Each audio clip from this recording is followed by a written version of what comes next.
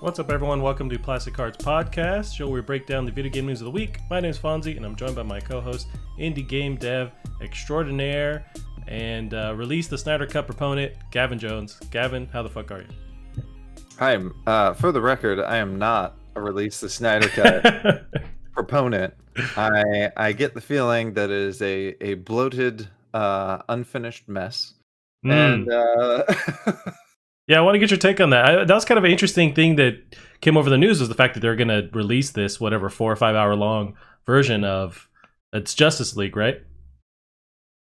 It's supposed to be 4 or 5 hours long? Yeah, it's like the actual, like, what Snyder, intentioned to do, what he actually wanted to do, and it's all the scenes in there. I think they're adding more scenes too. It's a whole fucking thing. But yeah, I don't care either way. It's just kind of funny to see that that's possible to do now.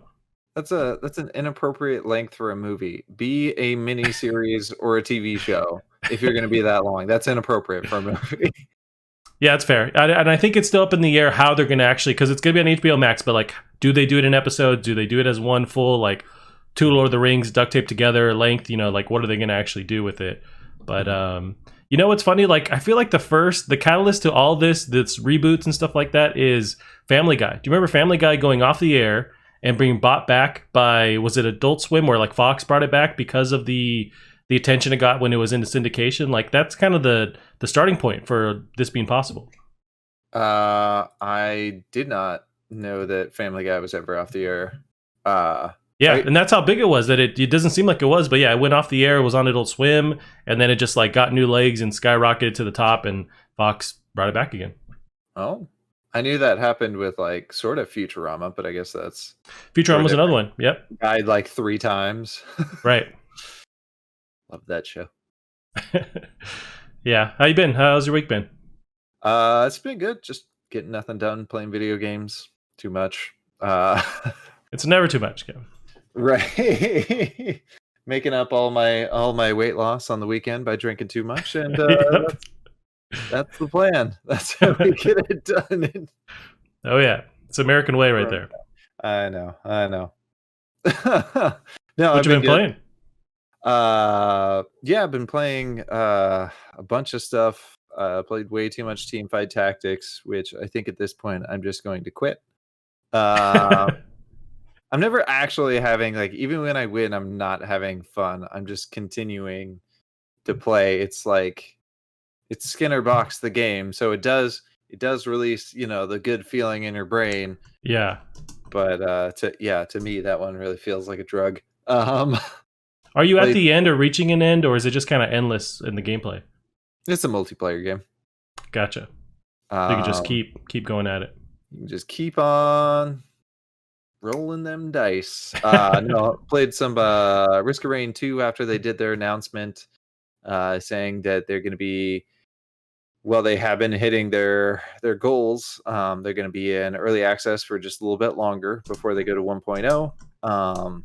They really want that 1.0 hit when they do officially launch to be huge, which is crazy because this is basically, it's almost a full game as is. I do think they need to put in the final area and the final boss like the original had. But that being said, most people don't even fight the final boss. They just keep looping the game forever. So, but you got to do it. That's one I need to get back into. I think it's now on Switch too. It's on everything. Mm-hmm. Ooh, but now you have a PC. And I may actually have a free key from when I think I do have a free key. Oh, I bought it on PC, so it's on my Steam library, so I still have it. Oh, you did buy it on PC? Mm-hmm. Yeah. Oh, okay. Well, yeah, I just played like half an hour. Oh, okay, you can play co-op. Sweet. Yep. And I'm terrible at it. I'm sure I'll find an excuse as to why I can't play it either, but yeah. Yeah. And then started playing. Played more Deus Ex: Human Revolution, which it's getting interesting. Are you liking that more now? Yeah, I like it. Even though I have maxed out defense, I still die in like 3 bullets though. So it is starting to get to the point where you have to play stealthy, which I didn't really want to do. But the levels are really opening up now because they assume you have a decent amount of abilities. And I just got the one where I can bust through walls like the Kool-Aid Man. So yeah, it's definitely interesting when you get super far and then you find a vent and you backtrack and find all these different routes you could have taken to get to your end destination. I really shouldn't be backtracking, but I think like I just want to see all the different ways, so it's kind of fun. Yeah. And then I Dracula Genesis, which I want to talk about for a sec. Whoa, what is I that? So look it up real quick. I Yep. Dracula Genesis. I saw footage of it. I heard it was roguelite. It has this really weird, disgusting pixel art style that I thought was really fucking cool. It's super unique. Has just a mountain of unique items in it. And I've been playing it, and man, I really don't like it. I think. Okay. I'm probably gonna play it a few times, but like every time I boot it up, I'll do like 2 runs and just shut it down with a "fuck this game," and so I think it might. It's I'm looking at either footage of it. It reminds me of this. I'm terrible with this whole genre, but like a Diablo-like style kind of to it. Is that anywhere near it? No. Okay. Fuck. no, it's it's more just like any other shooter roguelite. Okay. But it like the game feel, it could be described as bad. Um, and the general gameplay could not be described as fun in my opinion. So But you're thinking like you're going to stick with it, or you kind of wanted to get some impressions on it. You don't think it's worth kicking around? I don't know. I'm probably gonna keep trying it a few more times and then keep having the same reaction every time. I haven't even unlocked like the full ability to play. Like you need to unlock, like I don't have my abilities unlocked. I don't have my sidearm unlocked or my secondary weapon unlocked. And I don't know what I had to do to get them, but it sure isn't fun trying to get them. So they may have Well, held back a little bit too much initially, and I don't know. why do you hate yourself so much to keep torturing yourself? That's roguelikes for you. But how have you been? What have you been playing? I've been playing a little bit of multiple stuff because I just finished my PC build. It's in the background. I got it. It's got a bunch of lights and stuff, and mainly just lights up. And more than anything, that was my focus, was getting something that's bright and colorful. But so because I had a bunch of stuff on the Steam library, I've just been playing things that I already owned. But like Half-Life 2, been playing that, and actually I just booted that up to kind of test the PC originally, and I got stuck playing through it. Like I forget how dope that campaign is. And yeah, loving it. Playing through that, playing through a little bit of. I had Resident Evil 2 on PC. Also, I found it on like Humble Bundle for like $20. Wanted to see the visuals on that. It runs really well. Looks really good. I dabbled in a little bit of that. Beyond that, like I tried, Fortnite, and of course it looks awesome. I think that one's just optimized really well for PC. But Fortnite, yeah, booted up Fortnite. Booted up Control. I bought Control for the 5th or 25th time, and playing that on PC. But it's a beautiful game. It's fun, and yeah, I've been playing that and kind of running through it because I know where everything is now, and kind of proceeding fast through that game. But yeah, just kind of dabbling and testing out the PC. Nothing on the console side really. Just really just PC. Just testing, see what runs, what breaks it. Yeah. Nice. You got me wanting to do some PC building over here, but Yeah. my stuff's so old, I don't know that I can do it. I have to replace the whole thing. There's be interesting to see what kind of free games can be thrown your way to kind of push your system. Certainly, like we discussed before the podcast, I think Call of Duty, the Battle Royale, Warzone or whatever, is going to probably be the best push right now. But there's also a game called The Cycle, which is pretty intense. The Cycle. Yeah. I will check that out. Okay, so it's a first-person shooter. Is it okay? PvE, PvP, P2P? PvE, EVP. So it's like a lot of acronyms, right? So I get the feeling this is where. So to my understanding, in Fortnite, you can, it's you versus 99 other people. You can also like go and fight like local flora and fauna or whatever, like monsters in the area, and kind of do that stuff. I'm guessing this is where Fortnite kind of got that concept from. So yeah, it's sort of, you're fighting everyone, but you're also fighting the environment. This looks a lot like the is it Journey to Savage Planet? Just visually, it looks a lot like that. I get the feeling that the color palette kind of gives it that idea. Is this free to play? Yep, it's on Epic. Damn, this looks awesome. So it reminds me a lot of like Destiny with the gunplay, and yeah, you're fighting the stuff around you in the world. It looks really dope. Yeah. Have you played? I know you said you got it for free, Grand Theft Auto 5. Have you? I did. I forgot about that. Yeah, so I tried to, because it was in the news last week. There was that crazy beautiful mod that came out, and man, I hate mods. It's so fucking confusing and just cumbersome to like download them and install them, and man, that was kind of racking my brain on Saturday. So I was trying to get it to work, and they have a bunch of instructions and files to like go through and tutorials and whatnot, but it's not easy. But I want to see it through and actually see what it looks like running on PC, because the trailers look dope. But yeah, I have the free version of GTA. I want to see how it looks with that crazy awesome mod on it, but it's not easy to install.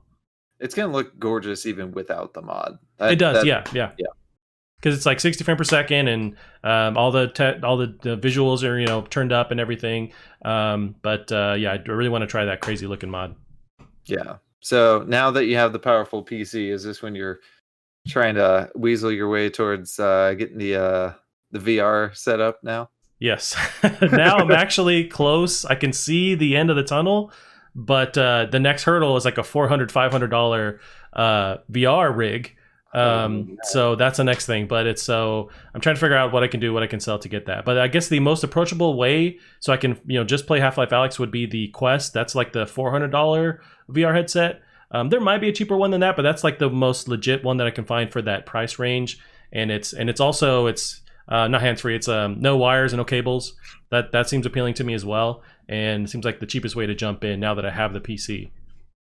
What is the Steam VR thing called? That is the Index. That's the $1,000 one. It's beautiful. It's like the Lamborghini of VR units, but yeah, it's pricey. Goodness gracious! I know they're sold out for a while too, but I think they're finally in stock. That is $1,000. Yep. My wallet hurts so much. And I don't know if it's $1,000 worth of like it has processing ability within it. I think it's just with all the features, all the sensors, that's what you're getting. And so it doesn't add anything to your like existing PC. You still need a powerful PC to run this thing. It's like it's not helping, or offloading some of the processing stuff. It's just the unit. I'd be very curious to know what exactly it's doing to justify that price tag. I'm sure it's a very, very high resolution screen. It's got to be extremely low latency. Yeah, and the sensors, there's a bunch of sensors. There's the finger ones where you can lift your fingers and it senses each finger as it moves, which some other VR units do that, but this one is like highly detailed in how it tracks everything. And yeah, that's I will never be able to get that, but I'm hoping for the Nintendo Labo, if I can somehow mod it to work with my PC. Bam, I can play Half-Life Alyx, we're good. Oh my goodness. With the cardboard strapped to your face. Yeah. All right, Gavin. Well, let's get into some of the articles here, the new stuff. This first one, we touched on it already, but it's just more details about this Snyder Cut. I want to kind of pick your brain, see what you think. There's other stuff tied to it a little bit, but this is Justice League Snyder Cut confirmed for HBO Max, release in 2021. This is Jonathan Dornbush of IGN has the details. After months and even years of campaigning by fans, stars, and Zack Snyder himself, the director of Man of Steel confirmed the Snyder Cut of Justice League will officially be released on HBO Max. Zack Snyder confirmed the cut's release for HBO Max in 2021 following a live stream watch-along of Man of Steel. Quote, I want to thank HBO Max and Warner Brothers for the brave gesture of supporting artists and allowing their true visions to be realized.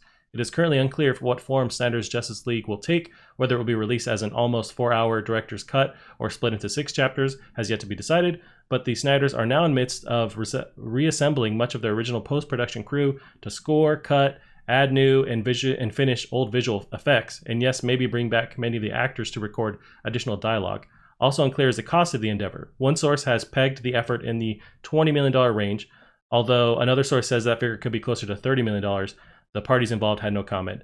So yeah, it's pretty strange that they're bringing this back. There's enough of a hubbub online and within the past 5 years since the movie came out to justify this, and they're actually paying more. They're paying $20 million just to, at the very least, just to like bring this back and make it a legit movie. Goodness gracious, that's Yeah. so. And this is tied to HBO Max. This is like their separate HBO Right. streaming service. There's HBO Go, and HBO Max is like a different one. Apparently, it gets kind of weird. Yeah, I mean, it just weirds me out because I feel like they're not going to get their monies back after spending all this. That is going to be a huge amount of post production. And I guess like it's one of those things where if like this movie, if the Snyder Cut never came out, that's like, it's not the end of the world. Right. It doesn't really affect Zack Snyder. If this bombs, if this is terrible, that's going to hang over Zack Snyder for the rest of his career. That is a gamble. Yeah, because it's $20, $30 more, on top of the original budget and whatever they made back from it, assuming they made back what their investment was. But yeah, it's tough. There's also debate online whether like studios should care and and release something like this. Should they listen to the fans? It's also tied to the whole Sonic thing. Like, should they care when there's a demand for a director's cut or a redesign, or should they just release what they intended on releasing? I mean, yeah, that's fair enough to say. I definitely feel like it worked out for Sonic. Yeah, but this is way different than Sonic. right. That's Did you ever watch that movie, the Justice League? No. Justice League or Sonic? Yeah. Well, Justice League. No, I did not. Gotcha. It's a bad movie, but there is the bones of it. Seems like it could work. So I'm hopeful that whatever they add to it maybe was the missing link that would have made a decent movie. But there's cool action scenes and stuff, and I think this is the one where they had to Photoshop or like digitally remove Cavill's mustache too. So it got off the rails, because of that. Right. But yeah, it's interesting. We'll see what they were able to hobble out of this reshoot or whatever. I guess. So what all has he done? Zack Snyder. So yeah, he did 300. He also did Man of Steel. Mm-hmm. And then Batman versus Superman too. So this is just a mixed bag in here. We've got Sucker Punch, which was it looked cool. It looked really cool, but there wasn't anything there that was worthwhile. Yeah, I really thought that it would just be cool enough to right. Yeesh. Also, Watchmen, which I dug the Watchmen movie. It's a long movie. It's a lot to pack that whole comic into one thing, but I think he does a good job considering how monumental of a feat that is. Right, yeah. And then 300 is a classic. Yeah. My Chemical Romance Desolation Row. Oh, whatever right. that is. It's a music video. Yeah, that was for it was one of the videos for Watchmen. Like it's a music video for that movie. Yeah, they covered like David Bowie no, not David Bowie. It's another well-known artist, but it's a cover of his song. There you go. I feel like if this does come out, if it is 4 or 5 hours, we need to just get like a bunch of people together for this one. Get all the popcorn. Yep. All the booze, and sit through this 4 to 5 hour. Oof. Yeah.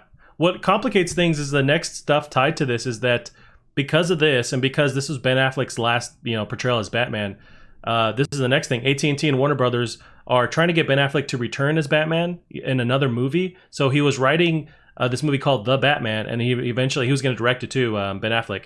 He left the whole project, and that's when they went with the Twilight guy. But they want him to reprise his role and do another Batman movie, but not get rid of the other Batman. So they'll have two Batmans existing at the same time, just like the Joker fiasco that happened too, which seems strange, but I don't know how you're going to balance two different Batmans going on. I think you can, but it's just tough for audiences to understand what's going on. Does that make sense? Yeah. Oh, which it doesn't make sense. Well, hey, this is the Corona times right now, so it's just weird. Yeah, so two different Batmans possibly existing at the same time. I didn't mind Ben Affleck's Batman. I thought it was a cool take because he's like this older, grizzly. He's obviously killing people version of Batman. He doesn't give a fuck anymore. He's super jacked. He's pulling tires and stuff for no reason. Yeah, I dug it. That is interesting. Yeah, I don't know how that quite work happened in the two universes, but I feel like that's somewhat happening with Spider-Man and like Sure. Venom and all that stuff. So Yeah, sort of there's usually happened. not overlap. They usually give time for the next thing to happen, but I think we exist in a time where it's fine. You can kind of maybe you make one thing that's a TV show and one thing that's a movie. There's ways to like split them apart. Yeah. But because also they're doing the Snyder Cut release, David Ayer, who's the director of Suicide Squad, he was in the news. So Suicide Squad director David Ayer chimed in on Twitter over the weekend and said, "My cut would be easy to complete. It would be incredibly cathartic for me. It's exhausting getting your ass kicked for a film that got the Edward Scissorhands treatment. The film I made has never been seen." So now David Ayer wants to throw his remake or redo of Suicide Squad into the picture too, his director's cut. I've seen. Oh, man, the problem with Suicide Squad though, like it seriously. I've seen a breakdown of that movie and why it's bad from a director, an editor, a screenwriter, like from every angle. This is a bad film. Right. Recutting it's not gonna. Jesus Christ, dude! Like, it's maybe you never know. No, like. What are they gonna do? I know, like Joker wasn't in. I hear Joker wasn't in it very much, and that Jared Leto was somewhat was upset by that. So he was expected to kind of revolve around him. I don't. Apparently, there's a bunch of footage of Joker that was never used of Jared Leto's Joker. So maybe they just do more of that. But yeah, I don't know how that fixes the movie because the movie had way more problems besides missing footage that was not shown. Right. As long as we can get more Harley Quinn. If we can get more Harley Quinn, that would be great because that was totally set up fantastic. Which I still haven't seen. Birds of Prey. I need to watch that. Dude, it's so fucking dope. Yeah. Oh, by the way, I finally finished Titanfall 2, and what'd you think? Dude, it was great. I now get why people are so like, we need Titanfall 3. Because, like, as good as that was like a taste. That felt like a prequel to, like, something way bigger. Even though they did blow up a fucking planet at the end of it. That didn't feel like... It didn't feel like there were people living on it, so it's kind of like just poor animals on it. But, that was crazy. Yeah, we need a Titanfall 3. I don't think enough of the people that worked on Titanfall 2 still are there to work on Titanfall 3, but we need a Titanfall 3. That's true. What's left of that team, the original, minds behind it. But yeah, like the level design is something that I took away with. It was nuts. Like you have that level where they're building stuff around you, like a conveyor belt style. It's building basically a level around you, which is pretty dope. You have the whole time aspect of you have that watch where you can flip between different time aspects in one level and use that as your platforming. Then there's a whole mech stuff. I mean, it really is. I'm surprised how awesome it is, and it's like a perfect length too. It's not too long. I really dug it. Yeah, no, it was great, and that finale, just jumping from ship to ship like a badass. Dude. Yeah, it's very Transformers, or what's that director? What's that guy's? Michael Bay. Michael Bay. It's the best parts of that where it's super bombastic and just like out of control, but you get to do all the things. It's not in a cutscene. But they leave you hanging. And we finished it at the worst time where what was in the news at that same time when we finally finished the campaign was the fact that they have no plans for Titanfall 3. Yeah. It definitely brought the mayhem, though. That's for sure. Right. Nice. Yeah, well, let's see. We got some other news here. We got this is a huge rumor, but apparently it's looking likely. Call of Duty 2020 is called Black Ops Cold War. This is Joe Screbbles of IGN. A new report suggests this year's Call of Duty will be titled Call of Duty Black Ops Cold War and will return to the Black Ops sub-series historical setting. The title was posted by Call of Duty leaker Okami on Twitter and backed up by sources of Eurogamer. Eurogamer added that it will return to its series roots, but didn't specify any specific events or locations. The real-life Cold War is regarded as having lasted from 1947 to 1991. Activision had already formally announced the expected 2020 installment of Call of Duty, but didn't confirm which of its studios would act as the lead developer. Rumors at the time suggested Treyarch would be the lead, which feels even more likely given it created the Black Ops sub-series. Sledgehammer and Raven are rumored to be support studios on the project. Those same rumors claim this was a Black Ops game set in the Cold War and that would restore a single-player campaign after Black Ops 4 dropped the feature. The reports coincide with the recent opening of a Call of Duty Warzone's bunkers, which have also seen data miners discovering what seems to be a model for a Cold War era spy plane, the U-2. Yeah, Gavin, how do you feel about going back to Black Ops? Were you a fan of the Black Ops series as a whole? I wasn't really, but I hear they're very good. Specifically like Black Ops 1. Right. I wasn't the original Black Ops set in the Cold War? It's possible. They never touched Vietnam, but I feel like they ended up kind of going between like 70s, 80s era and back and forth. But maybe 60s. I don't know exactly when, but I think it was definitely around that time period. Interesting. But I know the Black Ops series, like I think their campaigns really stood out because they kind of lean towards this darker, like grittier side of storytelling when it comes to war. Still a bit cartoony and off the rails, but like they kind of created their own lane that was more unique from like a traditional Call of Duty campaign. Yeah, no, I think it'd be interesting. I'd really like for them to, something I kind of saw an essay on recently is like these don't really feel like war games anymore. They feel more like, you know, you being the one superhuman that's charging in, and I think that's something playing Titanfall recently. It felt more like a war game in that, where generally you're charging towards a group of enemies with a group of like allies, and it'd be nice if they could bring kind of back to its roots in that way. I don't know if there's probably not the plan. I don't think Black Ops have ever been like that. It's probably more that superhuman style, but right. I don't know. It's just, how many Call of Duty games do we need? Gavin, they're going to keep doing this until the wheels fall off, until they stop making money. They're making money every year. I don't know.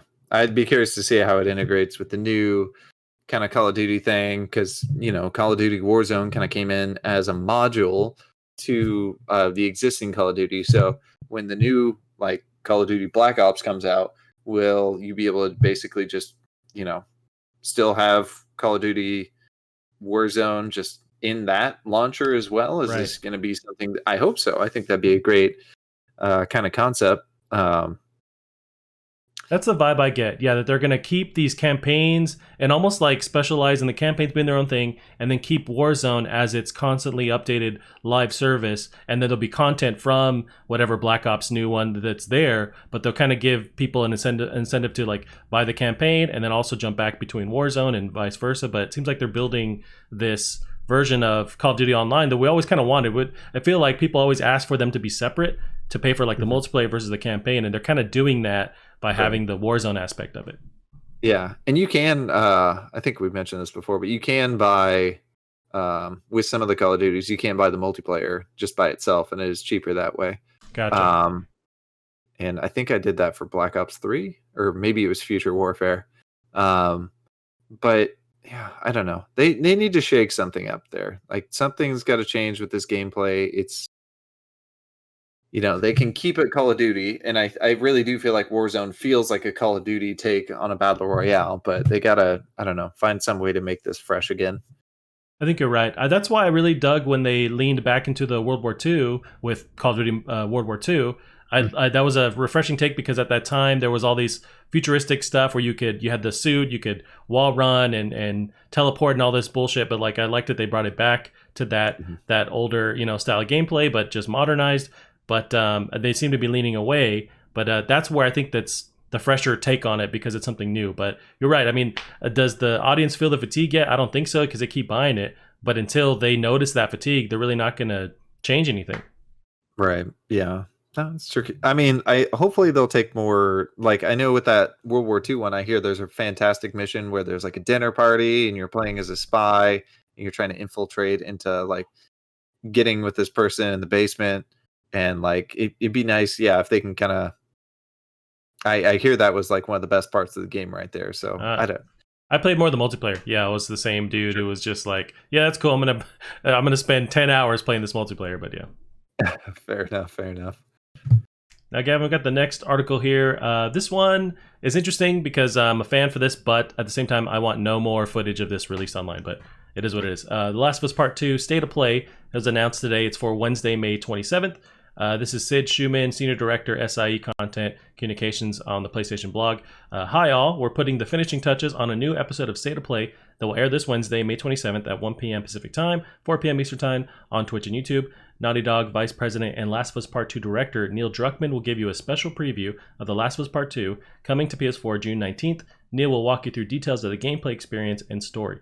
The current cut is clocking in a little more than 20 minutes, ending with an extended sequence showing off about 8 minutes of never before seen gameplay. And no, there won't be any PS5 news or updates in this episode, just a deep dive into the world of The Last of Us Part 2. Gavin, my thought is, who is this for? I mean, as a Last of Us fan, I don't want to see any more content. I mean, we've already had the leaks and stuff, like we're good. So who's really on the fence of buying The Last of Us 2? Who's this going to turn over? I feel like we're good on the promotion at this point. That's 100% a fair question. I don't have an answer for you. It's strange. Yeah, I mean, it's like, do I want to see this? Of course, but I want to like play the game and experience it that way. Like, I don't want to. So I'm troubled where like I want to see more. I'm so thirsty for Last of Us 2, but I just want to play the actual game rather than watch more potentially spoilery stuff coming out. So are you going to be ignoring this one then? I think I am. Yeah, it's tough, but I'd rather just wait to play the actual fucking game. It's like, I'm so ready for it. June 19th can't come faster enough. I mean, I'm so ready for this. But yeah, the idea of a deep dive when we're so close to the release, I just don't think we need to see it. We've seen so much gameplay already. There's been the leaks. Maybe they're doing this because they can't do a traditional promotion, whatever that would have been because of the Corona stuff. But I just don't know who this is for. Right. Yeah, that's true. I'll watch it for you, bud. I'll get in on that 20 minutes though. That could be quite a bit. Yeah, unless they're going over just gameplay mechanics, and I imagine they're staying away from the story because I would trust. Yeah, they understand that they don't want to leak anything or like reveal anything. At the same time, even the gameplay stuff is kind of spoilery for me. I just want to experience the game as it is. That's kind of like the like Game of Thrones launching tomorrow with a new season and said, hey, do you want to actually watch season 5 for no fucking reason first? Oh, okay. It's like jumping so far ahead for basically no reason, but I don't know. I'm torn. That's fair. I'll part of the thing I want to watch it for though, just because I'm a negative Nancy and I want to be a stick in the butt about it, is that fucking animation that they need to prove to me that they can do. Yeah, you're a bit of a hater on that, where she like shimmies through a shelf. Yeah, it just looked a little bit too pre-canned. So we'll see. I got 20 minutes to show off. I better see some shimmying under a car or whatnot. It's just 20 minutes of her shimming back and forth, and they say, all right, see you later. We order The Last of Us 2 now.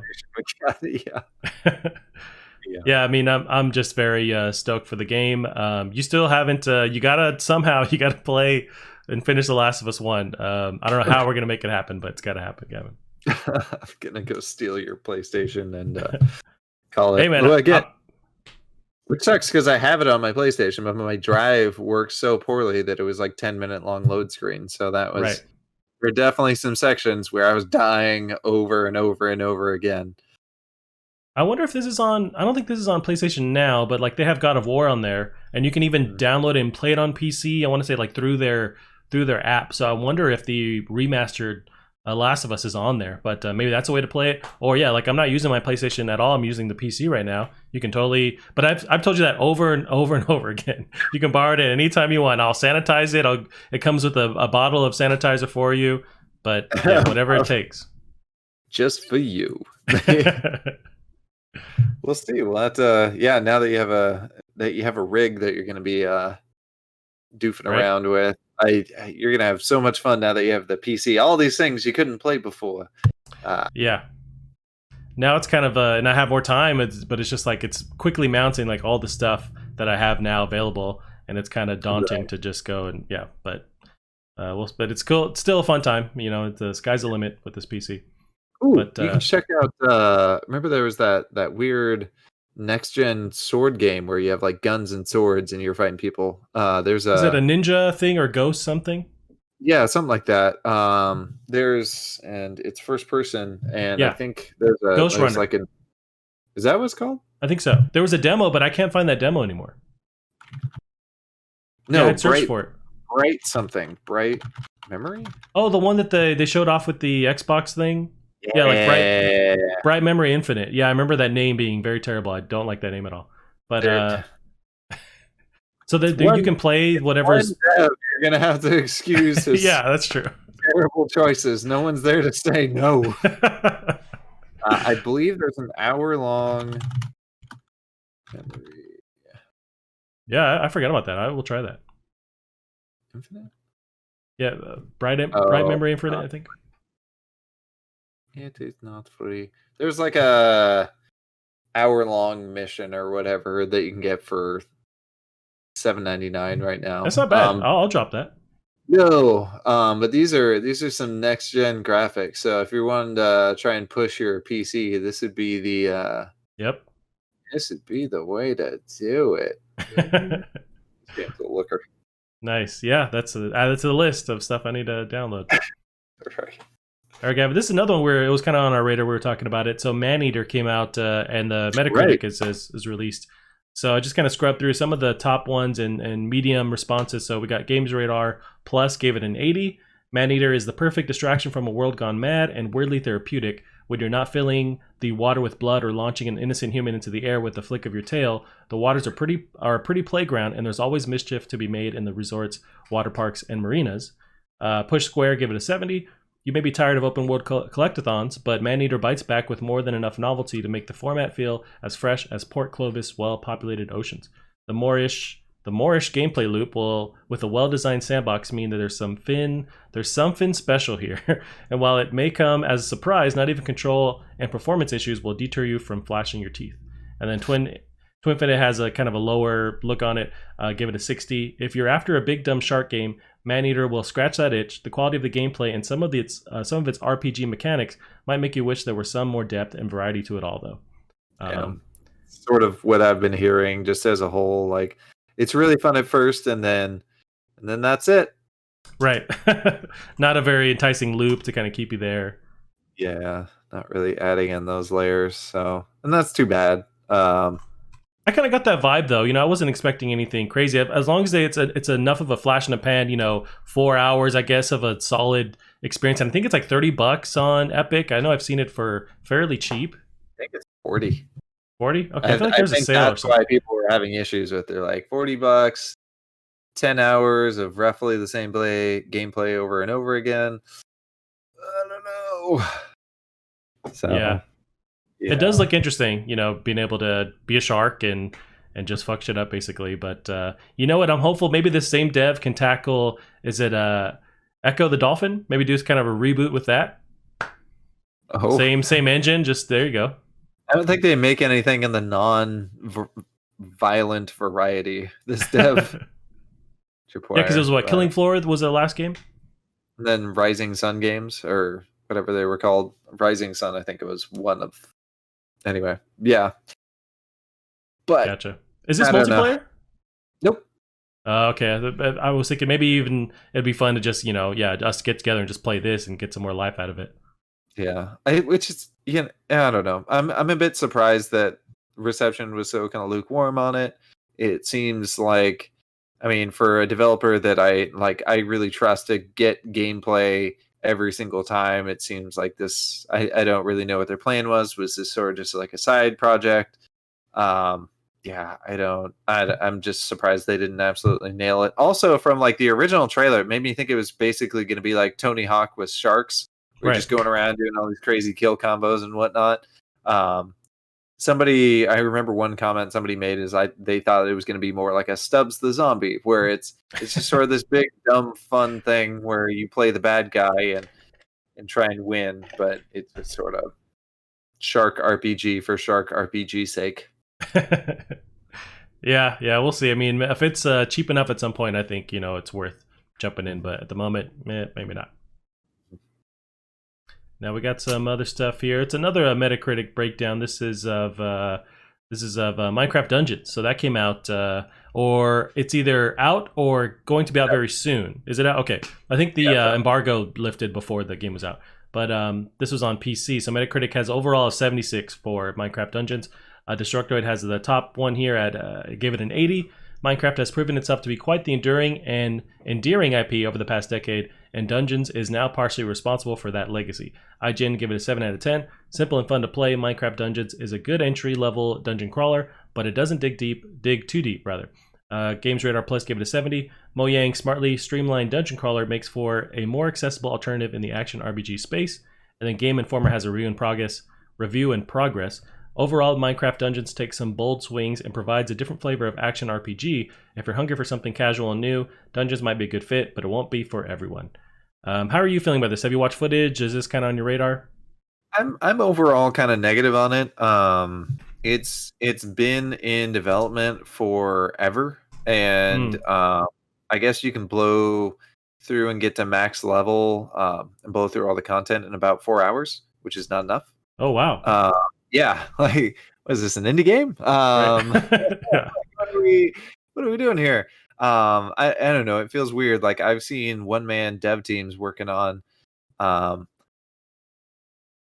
uh dungeon crawlers of a similar concept of making your own spells and going on with that, and their games look better and have more girth to them. Like, it's so, yeah, it's strange to me. And it doesn't feel very Minecrafty. Like, yeah, it's got the block graphics. It's got apparently some of the enemies, which I didn't know about. Some of these enemies that Minecraft have, some of these are quite creepy. Like the guy who's carrying around like a hatchet, or this thing that like springs these weird spike things at you. I didn't know those were in there. But yeah, there's no destructibility or real creation, which is so strange, right? Like, Minecraft, like, you could even have someone just aesthetic, like, you can't even, somebody pointed out, you can't even break barrels. So if you see a barrel, you can't break the barrel. That's marching around a dungeon 101 right there. So Right. if there are explosions, there's lots of like TNT stuff, like, so if it could like at least blow up the walls in a way that was, and maybe it doesn't really blow new paths, or maybe occasionally it does, but for the most part, I think that would have been cool. It doesn't seem to do anything with the fact that, yeah, the graphics are extremely simple and I'm sure cost nothing to render. So they could have they could have like multiplied the enemy count by 10 easily, and just pouring on all these waves and really kind of done something with that. And they didn't. So there's no creation, there's no destruction. The most you can do is kind of make your own spells, which is kind of neato, but not that in depth. And then it does at least have procedurally generated dungeons, and from what I saw, they look quite good. It had cool stuff going on in the background. It was pretty intricate layouts, but I hear they're pretty forgettable. So I don't know. It's sort of disappointing. They didn't really do much with the IP. They just sort of had that layer of paint on it. The fact that it's been in development for so long and it's kind of just okay looking. And then people mentioned that while there's not that much content there for what you paid for, there's also already a huge like coming soon DLC section in there. So people are not sure what to expect from that. How much is that going to be? Is it going to be worth it? Right. So Yeah, it's I don't know. interesting for them to drop the ball like that. And there's almost no excuse. They're a huge developer, Mojang. They have so much money under their belt now, or the ability, the resources to create something that's more fleshed out. But and it's a bummer because on paper this seems like it would work really well. I feel like this, as far as how you could expand the Minecraft world into other types of gameplay, this one would work great. It's already in grid form, with how you'd run around. And it just watching the trailer, the footage, it looks really dope. But that's a bummer. It's not as deep and not as filled with features like it should be at this point. They even delayed it. I think it was already like 3 months pushed forward. Sure. It was supposed to be time earlier. But is this is multiplayer though? Is it any more fun? I imagine with other people. Probably. I know that was one comment they kind of mentioned. It doesn't auto scale, so if you're playing with somebody who's a different level than you, either you're overpowered, or you're going to be underpowered, or so there's no quite balance there. Kind of like a lot of other games have had. Like, I think Borderlands pulled it off flawlessly with Borderlands 3. But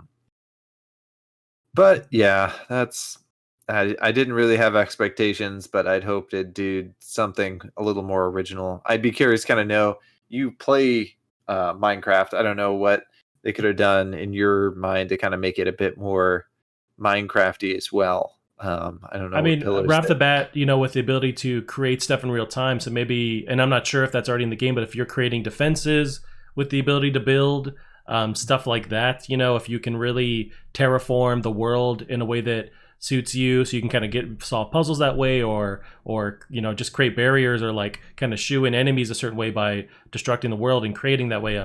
That could be cool, but it doesn't seem like that's what's going on here. But for a Minecraft fan, I guess as long as they're a bit more actiony, which this game does seem to be, that would pull me in as someone who's not a fan, or just like on paper not traditionally a fan of like the dungeon crawler RPG stuff, because they're a bit more like technical or hardcore. This one seems like a just a funner, you know, version of that. But at the same time, I do want something that's worth the time and is replayable and that kind of thing. It doesn't seem like they're nailing it there. Right, and that's yeah, I think you're right with the crafting thing, like building up stuff. That would be pretty cool. Like you get to the end of a dungeon, then you get to build up all your fortifications for something to kind of come through and deal with some waves. That'd be a lot of fun, but can't all be Fortnite. Right. Fortnite, original Fortnite. Save the world. Yeah, it's true. Yeah, forget about that. The OG Fortnite, as the kids call it. OG Fortnite. I don't think the kids call it anything. No. That's not Fortnite. All right, again, we got the next article here. This is Rockstar Games parent company says it will release 93 games over the next 5 years. That's pretty bonkers. So Matt Kim of IGN has the details.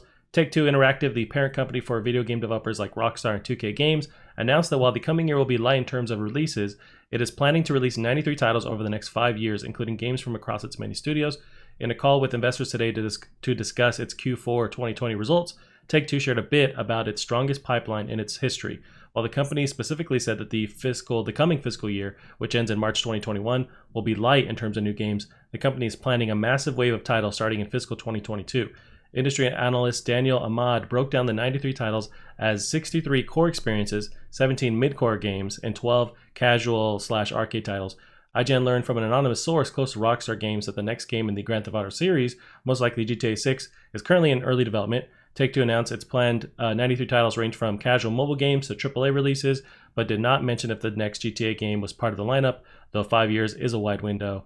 Yeah, I mean, maybe this is, you know, a standard kind of a drop of news, but it just on paper seems nuts to have them quantify we have 93 titles over the next 5 years. Like that's a smorgasbord of games.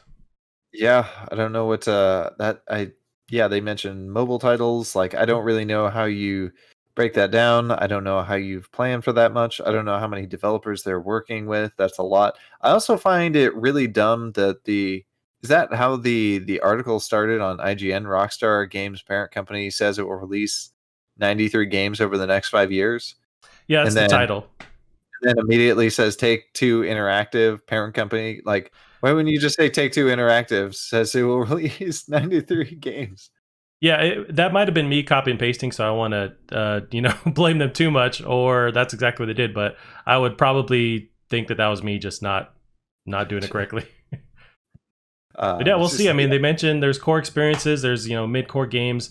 I imagine is 5 years you think likely for the next GTA? Is this part of that window of games, or you think we'll wait longer for GTA 6?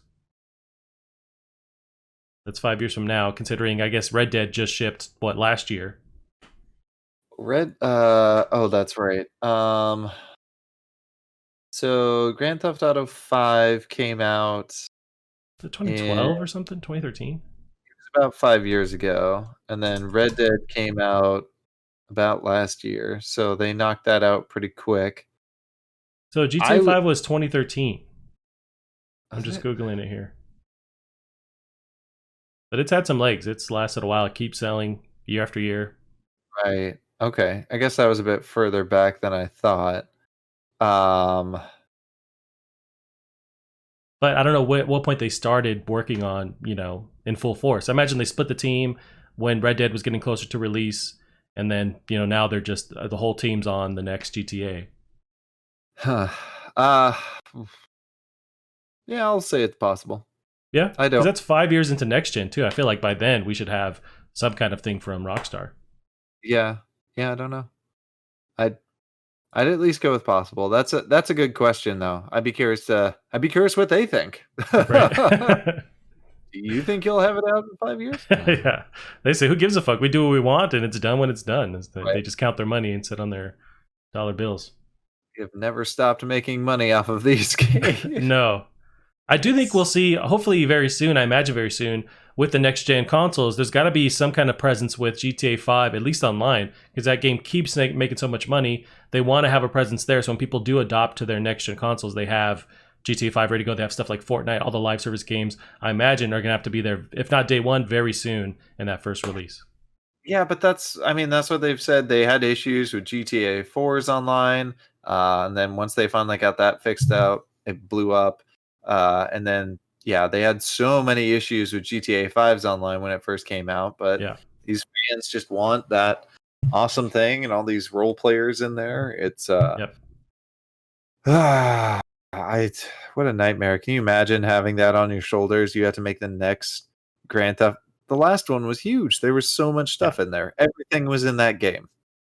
And it's something that as we get into next gen, I keep hearing other devs talk about how this next world is going to be our biggest world ever. I think the guys who make, or the team that makes Ghost of Tsushima, Sucker Punch, they were saying that this world is going to be their biggest world ever. And that's cool, but I feel like for next gen, I want them to get more dense, more deep. And the same tagline is not the same for me as an adult where it's like, oh, this is the biggest, most massive world. I don't need that. I want something that's just more detailed and just filled with stuff within give me a smaller map. I'm hoping next gen leans more that direction, but maybe not. Yeah, you'd hope so. Get some like The Witness where it's all very packed, or I would even say like Outer Wilds, like every single planet on there was packed to the gills with stuff. Everything mattered. So yeah, if we can get more of that. Right, because in the aspect of like GTA, the next GTA, they could just keep expanding, and maybe that's what they're going to do. But I'd rather a more interesting take is them getting more deep. All the buildings you can go inside and that kind of thing, like if it makes sense, I guess. But like just lean on the hardware that way versus just keep ever expanding, which we're always a race towards. Like that's just not as interesting to me anymore. I think it'd be curious to see what lessons they've learned from Red Dead and how those will interact, because while I haven't played Red Dead, it seems like as you're just moseying along doing your thing, you'll just run into people doing stuff out in the middle of nowhere. You can interact with them. I don't know if that would make so much sense in a city, because you're just going to ignore people and go on your day. But yeah, it'd be interesting to see what kind of lessons they've learned from that. And yep, we'll see. Alrighty, Gavin. The next article here is we talked a little bit about Fortnite, so this is just to show how fucking huge Fortnite is. We got trailers premiering here. So Christopher Nolan's trailer for the upcoming movie Tenet premieres May 21st live on Fortnite. This was last Thursday. Matt Kim of IGN has the details. For anyone excited for Christopher Nolan's highly anticipated new movie Tenet, you will be able to watch the brand new trailer on Fortnite starting tonight, this Thursday. In the latest collaboration with Epic Games' popular battle royale shooter, Warner Bros. Is premiering the brand new Tenet trailer on Fortnite's virtual big screens. The new Tenet trailer will premiere at the top of every hour starting at 5 p.m. Donald Mustard, worldwide creative director. I'm gonna lose my mind. Hey, Mustard? Donald Mustard is his name. What's his role now? So he's the worldwide creative director at Epic Games. Man, he just keeps moving up. Good for him. Yeah. He was a bag boy at the local Save-Ons, and now he's a worldwide director. Well, he's been, so when they started off, they made I don't know what like they originally made, but him and his brother, the as they call themselves, the Mustard Brothers, they worked on. You're like, yeah, oh, okay, sure, yeah, everyone knows. No, I remember you bringing this up. Yeah, you're right. They made this amazing game called Advent Rising, with all these crazy plans. If you've never played it, I recommend it. It's gonna hold up like dog shit. The controls were bad when the game came out, but it's super cool. And then they moved on from there. They worked with Epic at, I forget what the name of their studio was, but they made Infinity Blade. So they've been moving and hustling. I think they made that really cool Metroidvania game that came out on, like, I want to say Xbox exclusive, Shadow Complex. Oh, okay. These guys just make really cool stuff. So they've been moving up in the world. So good for him taking on that role. Yeah, nice. I mean, he's on top of the world. That's the biggest video game out right now. So yeah. So Sorry they're to jump in on that. no, that was good. You saved me from the spiral of me trying to pronounce worldwide creative director in one sentence for some reason. Yeah, so long story short, they're premiering that 10-day trailer in Fortnite. They already did that. It's just goes to show. I mean, maybe they can't do the normal advertising campaign with a movie right now because of Corona stuff, but also you can't deny all the eyes are on Fortnite, so you might as well drop whatever you're releasing there because maybe it's not the same audience because it's kids versus like a PG-13 rated R crowd, but yeah, I would say it's definitely not the same audience. That's a weird one. So you haven't seen this trailer, right? So I looked it up and I have seen this trailer. Gotcha. Fucking dope. Right. It's got Batman or like the new Batman's in it, the Twilight guy. There's weird time stuff going on. Yeah, what's his name? I forget. He looks good in this though. Yeah. He's a legit actor. Yeah, no, he's very good. And I remember I was very surprised because I was so annoyed with Twilight at the time, and I saw an interview with him, and he actually seems like a really nice guy. So I got unannoyed with him. But yeah, I'd love to know how this is going to work. I know we're definitely getting some whatchamacallit vibes. Was that one movie he did where he go into people's dreams? Inception. Yeah, like I feel like he's going for them big brain plays with this one. So probably gonna have to watch it twice to get it. Watch it backwards. Maybe. Yeah. I don't know. Have multiple screens playing in different time frames. Yeah. Right. It's good to know that someone is letting him, make these over the top. Because, yeah, like it's fucking cool. We need somebody making these big brain action movies. Yep, he pushes it. The Christopher Nolan is a perfect merge of like the crazy over the top action with really unique stories going on, like the unique scripts with with Inception, with the time stuff going on, with the way he took on Dark Knight trilogy. He has this super unique visual style, but also like the script behind it that's actually holds up over scrutiny. But then the crazy over the top action scenes, like that scene in Inception with the hotel room flipping or that hallway flipping, is one of the best scenes, that I've seen in a while, like action scene wise. Yeah, just really good character building. It's I think the worst this movie could be is good. Right. Just gonna throw that out there. No, exactly. Yeah, I mean, and it's cool to see him coming back to this format because his last one was a Dunkirk, which I never watched. It looked really cool, but it was like that World War II kind of era movie. Wait, am I thinking of Dunkirk or I might be thinking of whatever that one is that is that So there's 1942, which came out recently. Okay, that's what I was thinking of. Yeah. Okay. Did you watch that? No, I need to though. Have you seen it? Yeah, I just watched it for the first time maybe 2 weeks ago. It was we rented it online. It's super fucking dope. So it was the guy that directed Skyfall, one of the last James Bond movies. Which I love Skyfall. So it's that same director, and it's a lot of one shots and the way they stitch everything together, and it's just beautiful looking movie too, and super tense. Like your butthole is so tight during that entire movie, and it follows these two dudes, and they have to run this special mission and against all odds, and it's really fucking awesome. Nice. No, and that's like one of those extra special powers of one shots is your butthole cannot like go. You're in it. Did you ever watch something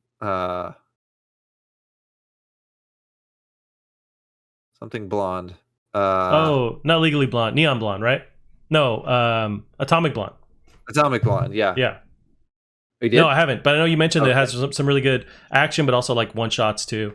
Yeah, there's a 30-minute one shot fight scene that like you're out of breath by the time you're done with it. You got to pause the movie for a minute. Do you find yourself, so I was kind of driving Megan crazy because like during the movie 1917, there's a lot of one shots, but you can tell where they actually stitch them together. But I found myself like being pulled out because I was waiting for like, okay, when's the next transition? Like when are they hiding because they're stitching these crazy one shots together to make it look like one big one. Of course, the whole movie can't be one shot because that's insane and just like logistically impossible. But they do it to where it's like it looks almost like they're doing it completely one shot. But I found myself, being the nerd that I am, pulled out of it a little bit because I keep waiting to see when that transition is, like when someone walks in front of the camera, and then I'm like, okay, I can kind of sigh and like take a break. But I don't know. That's just me, maybe. But So you ruined the movie for yourself, is what you're saying. yeah, I do pretty much. I'm always thinking like, how are they just crafting this? How many takes does it take to like make this perfect scene, and how are they merging these different? Because they'll go like from outside to an inside area all in one shot or seemingly one shot, and it's like you can't see the seams, you can't see how they transition. It's awesome. But I find myself like trying to figure out where did they do that. Yeah. I think that's just something you have to mentally not do, I guess, going Yeah. into those movies. And I did that a little bit with what was it, Birdman or Eagle Man? Oh yeah, it's Birdman, right? That's another one I keep Yeah. hearing is awesome, but I never watched it. Oh, you didn't? No. I'm one of the few people that I know that's seen it that wasn't really into it. But that being said, like all my friends at the time were or a lot of the people I knew were really big into like acting and stage stuff. So like that was a very good representation of that kind of stuff. So they were all loving it, and I'm just staying quiet in the room. But I think it was good, and I importantly what it did with its one shot is, yes, it's one shot, but in no way does that distract from the movie. Gotcha. It like you could do that movie over again without the one shot, and it'd be fine, but it was neat. Nice. Yeah, so we'll see. I'm stoked for that Tenet movie. We'll see what happens with that. I think it was supposed to be a summer release, but I'm not sure with the Corona stuff what they are doing digital or they're just pushing it away. I know Bond was supposed to release this spring as well, but they pushed that. It's going to be interesting to see when we start renting. It feels like we didn't really hit much of a drought due to Corona. So it goes to show how much post-production and editing. It'll be interesting to find out when we finally hit the drought. Right. Yeah, I mean, it's going to happen soon. I know like there was something I just read tied to that whole Batman versus Superman or the Justice League thing. They're doing that. They're doing the Suicide Squad, the sequel, but it's James Gunn who's directing it, the guy who's done Guardians of the Galaxy. So they asked him recently, is there going to be any kind of delay because of COVID? But I guess they already shot that, so it's basically ready to go. They just will. So at least that's a movie that's coming up that hasn't experienced that barrier that you're talking about. But eventually we will see that, because I don't think any movies can really shoot right now or do scenes with multiple people at the very least. Right. Man, I wonder if Gunn could save it. He could. He's a really good writer. He's really funny. He could. That's possible. I feel like that's possible. On that note, I don't know if this was this week or last week, the whole thing about Waititi. I can never remember his name. I think it's Taika Waititi, right? Yep, that sounds correct. I know it is Taiko, but I can never remember the Taiko part, even though that's literally the easiest part. Being approached for Star Wars, I don't know if he said yes yet. I think he did. Yeah, I think it's like set, whatever that they haven't announced what he's going to make, but it's something in the Star Wars universe. It'd be really interesting to see, because he's very humorous. I feel like Star Wars, it's humorous, but it has a very specific kind of humor, kind of very similar to like Indiana Jones or something like that. Yeah. And his humor is very different. Like definitely Thor Ragnarok, which was possibly one of my favorite, comic book movies of all time. Yep. I mean, it was just laugh out loud. It was a goofy movie. So yeah, I don't think you can go goofy with Star Wars. You can be funny, but. Well, did you see he directed one of the last episodes of the Mandalorian Disney Plus show? Okay, if you haven't seen it, that he directs a whole episode, and it's awesome. It's funny in the Taika Waititi like way of making it funny. It's really, really dope. Like there's banter between stormtroopers that's hilarious, and just like the characters, but it still makes sense for that world. So I trust that he could do something that's like Thor Ragnarok. And I think why Thor Ragnarok worked so well was because it was an established franchise that was kind of like too serious at points, but he was able to make it funny by leaning into the weirdness of it. With Star Wars too, sometimes it can be too serious, it can be too bland, even though it's still a space opera or whatever. But he can inject that comedy where maybe it hasn't been before. Like he can self-reference stuff that hasn't been before. I feel like he could do it. Yeah, that's true. Well, he also did that one movie, and I don't know how funny that was, like The Forest People or something, where it's that kid that gets like lost in the forest. That didn't look like a comedy to me, although I'm sure it had funny bits. Right. I don't know. I heard that one's really good, but I haven't watched it. I did watch one of his last ones was Jojo Rabbit. I need to see that. It's dope, man. It's fucking. And that's another thing that shouldn't be funny, or at least it's hard to make funny, right? Because it's like World War II. You have Hitler, you have Nazis, but he makes it funny. And he plays Hitler in the fucking movie, and it's hilarious. It's hard to do, and he every challenge he's able to make it. Yeah, yeah. It's I'll have to see the now that Mandalorian's all the way out, I can just get my free 30-day subscription and watch the whole thing Yep. all at once. I was actually just watching, or I think there was a trailer for the Mandalorian. Um, and God, I just keep looking at these backgrounds. Like, how the fuck Right. is Well, there was that? that thing we watched with Yeah, the team there worked with Epic to make that like 3D visualize, like it's like a 3D green screen or like a spherical green screen, and they just kind of shoot stuff in real time and add the well, yeah, lighting it's real not a green time. screen; it's an LED. Like There you go. it's a video screen behind them, Right. using the Unreal Engine to render those things. Which again, if that whole uh nanite thing ends up being like it's only going to make their stuff look better, although Yeah. their stuff looked fucking phenomenal as was. Right. Um, but yeah, looking at when I look at those scenes, I'm just thinking that background is fake. How is that fucking fake? It looks so fucking real. And the other Yeah. big thing that they mentioned with it is that because they're being lit from all sides, that's lighting the characters properly with that background. So when they put in any other post effects, they line it up with everything in the scene, and it's going to look that much. It solves so many problems by having those giant things. It's I think that's the God, key is they're able to light stuff naturally or how it would look in the scene. So when they add the CG stuff, the layers of it, it just you believe it's really happening because of that lighting. so cool. All right, I need to blitz through that. There's so Yes, much stuff. that's There's your Watchmen. homework. Yeah, I know. Well, and we just talked about all these Taika movies that I haven't seen that I need to blitz through as well. So it's getting tricky. But Yeah. part of my problem too is I'm watching these while I'm working out, but it only takes an hour and 10 minutes to do my workout. So there's a bunch of these films that I haven't seen the ending to. I have so many movies that I need to watch the end of that I've seen the first hour and 10. Yep.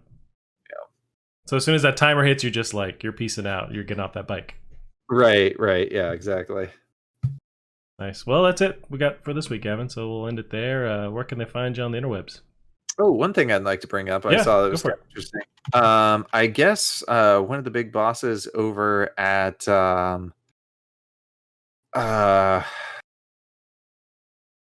Platinum was kind of just saying he really wasn't that impressed by the new consoles. And I thought that was kind of intriguing. He says the jump is not big enough for him, which I think is weird because to me, the jump from the Xbox 360 to the Xbox One to me didn't feel like that big of a jump.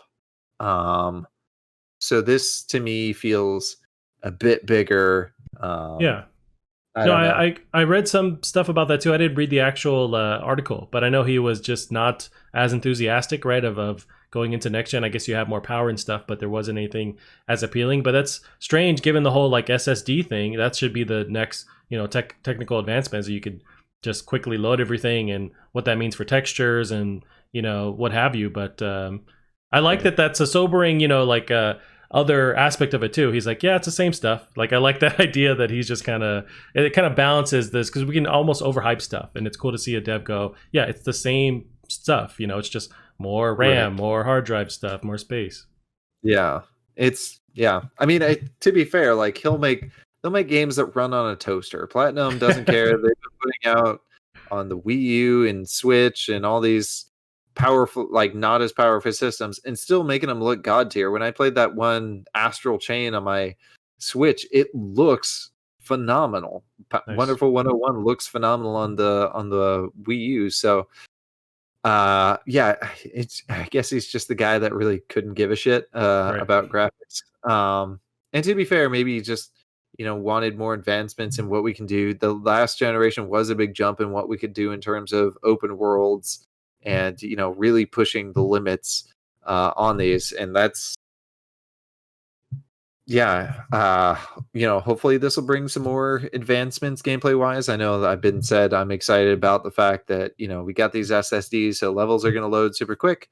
Yeah. And then on top of that, we have crossplay, so you're going to be loading into multiplayer matches super duper quick. But yeah, maybe there's not that much more on that. Maybe he's right. I don't know. I hope he's wrong. Yeah. But I'm pretty sure he's seen these consoles and he's not impressed with what he's seen. So that's a little discouraging. Yeah, and it might be just like the games that they're interested in making just aren't gonna use all the power or these features, and maybe that's why he's just a little bit more negative or just not impressed by it. But you did bring up something with as we do lean into way more multiplayer experiences and the hardware, accelerating in its advancements, but we're still limited with like these same data connections. With fiber optics hasn't been the norm. Google Fiber stopped doing their thing, so it's like even though the physical hardware keeps innovating, we're still stuck with these old school lines. And I wonder when we reach this bottleneck, or we already have, or it's just devs just kind of rework their tools to make it work. But at a certain point, it's like you got to also build that infrastructure or rebuild it. Right, and that's one of the tricky ones. Like you look at things that limit it. So Red Faction, when it had like destructibility online, destructibility is insanely hard to do. That's why Battlefields has been more limited in the way they do theirs. But when they were going to do full city destructibility in what was that game called? Crackdown 3. Oh, right.